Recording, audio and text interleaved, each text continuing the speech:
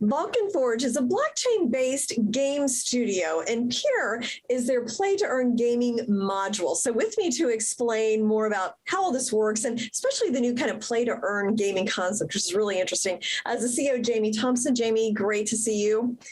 Thank you very much for having me. Lovely to be here. Let's just start with introduce yourself, introduce the company as well. Sure. So Vulcan Forged is a game studio. We're one of the few companies that kind of made the direction from gaming into blockchain, whereas a lot of blockchain companies are now moving into gaming with this whole metaverse and play to earn hype. We're one of the we went the other way around really. So we started as a gaming studio first, and we moved into blockchain after when we sort of realized how incredible the idea of owning your own assets and these play-to-earn models could be. There's 45 of us in the studio altogether, 15 of us in-house here in Greece, and everyone else around the world. You know, due to the corona epidemic, it's a bit harder to get everyone in one place at the moment. Yeah, it's kind of amazing how we've all globally adapted to this. Explain the metaverse a little bit. Of course, we know Facebook has changed their name to Meta Platforms. We've been hearing more about this. Explain what it is, how we all be interacting with the metaverse.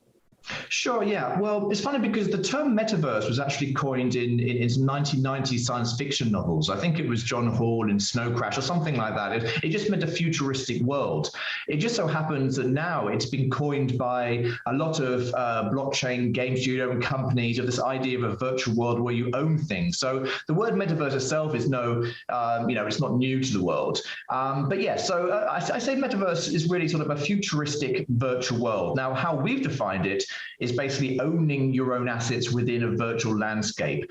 This whole NFT boom and blockchain, we've seen the power of blockchain in that you can own a sword or you can own a horse or a wolf or anything. And that allows you to have a sort of a self-sustaining economy within these games, as opposed to just some centralized game you play for fun. Now you've got some real world meaning behind your actions within it. Mm-hmm. Well, and some of the amazing things is like I saw a piece of virtual real estate sold for like $1.3 million. I mean, I think a lot of people just can't get their head around that. They're like, why would somebody buy virtual real estate? But is it expectation that'll go up in value? Is it just to be part of the metaverse? I mean, why do we own things in the metaverse?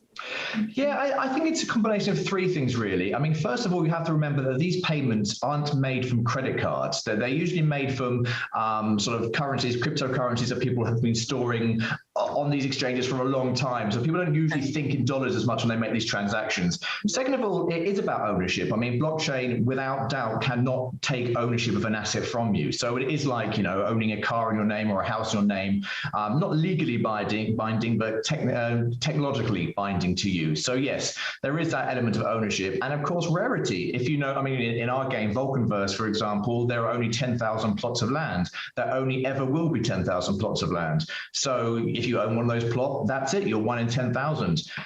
So value sort of drives with it. And of course, there's speculation from some traders, of course. Yeah. No, it's a really interesting kind of economy. Describe the game to me, Vulcanverse. Sure. Well, Vulcanverse is one of 9 games we've got. Vulcanverse is probably our most advanced game. We were actually the first metaverse to be functional in the whole blockchain space. It's sort of a Greco-Roman mythology, based with the Zeus and all the gods and goddesses of the Olympians and Titans. So there are 10,000 plots of land and actually the maps behind me, you've got the underworld of Hades, of the grasslands of Acadia, Boreas, and Notus, the deserts. So you own this plot of land, and with it, you can sculpt and terramorph it however you want. So of course you own it like you do in blockchain, but we've added an extra layer on that, and then you can shape and grow it into however you like. And of course, we've added quests and gameplay and all this kind of stuff within it. But again, unlike other games, everything you own and everything you do is recorded forever and permanently on the blockchain. So it's just the actions you're doing within the game transfers to your real life. If you level up a game and you manage to earn some money in the game, that's real. And it's it's fascinating because it's just you're creating like a petri dish of civilization within it. Well, I'm really interested in that time period, like the Greco-Roman period. So it's kind of, I should try it out and see if it might be something I'd like. Absolutely. I mean, do you think this is competition for traditional games? Can they work together? Will we all kind of evolve over to blockchain-based gaming? How do you see the future? It's a good question. Honestly, if I'm being objective and honest about it, I don't think play-to-earn gaming right now is a threat to mainstream gaming. Mainstream gaming is a $250 billion industry. Crypto gaming, blockchain gaming, whatever you want to say, is tiny in comparison. Gamers are still going to pay to play games. They're still going to pay subscriptions for the better games. This was a circle we had trouble squaring when we entered the industry. It was very easy to think, well, let's just combine good games with the blockchain industry and two big markets to make a third bigger market. But what we found was that gamers actually didn't really warm to the idea of NFTs and ownerships yet so much. They didn't care about that. So they just wanted good games.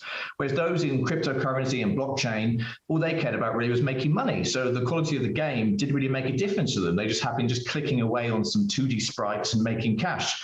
So it was hard for us for a while to work out, well, who are we competing with and who's our market?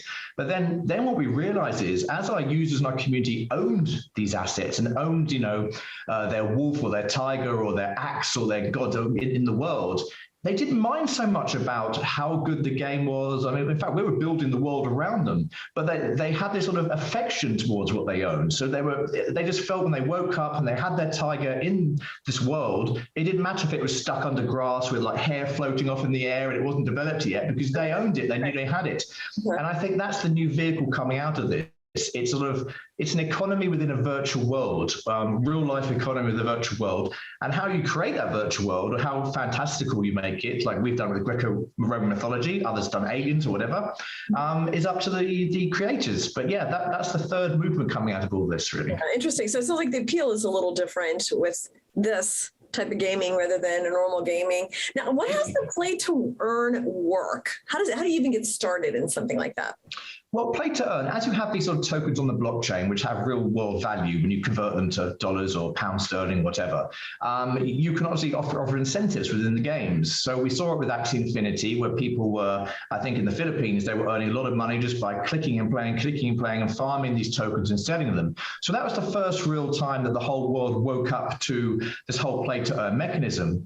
Now, 1-2 years later, companies, obviously like ourselves and Vulcan Forged, we're kind of sort of fine-tuning the play-to-earn model a little bit more, in that play-to-earn and its basics is very unsustainable. You can't just pay out money and expect it not to inflate. So the idea now is that game companies are using this model of play to earn to reinvest. So we can use very gamified techniques in, you can reward the player with tokens, but make sure they have a reason to reinvest it in the game to upgrade themselves. And so that stops these inflationary measures that other tokens have seen. And so it just gamifies, it makes the whole thing very real. It gamifies everything to a level where your real life does depend on what you do in the game. And it's exciting. Yeah, so what does excite you about this industry and where it's going?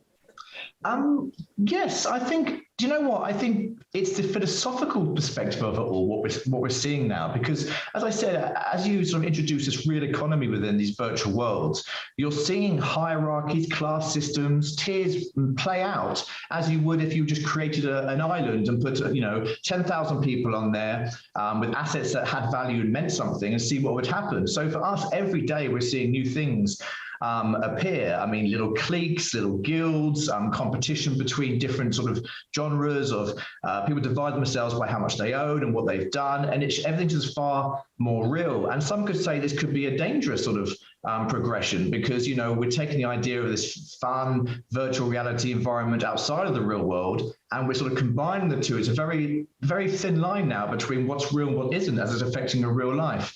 So it's exciting, maybe a little bit scary, but it's certainly the beginning of something new. Yeah, no, for sure. I mean, it's kind of hard to get your head around it. It's exactly, but it is exciting to watch. And I like the fact that people all over the world can play, and some people are actually seeing some financial benefit from it, that, in some poor countries and things. So Jamie, fascinating. Thank you so much for coming and explaining all this. My pleasure. Thanks for having me on. Thanks.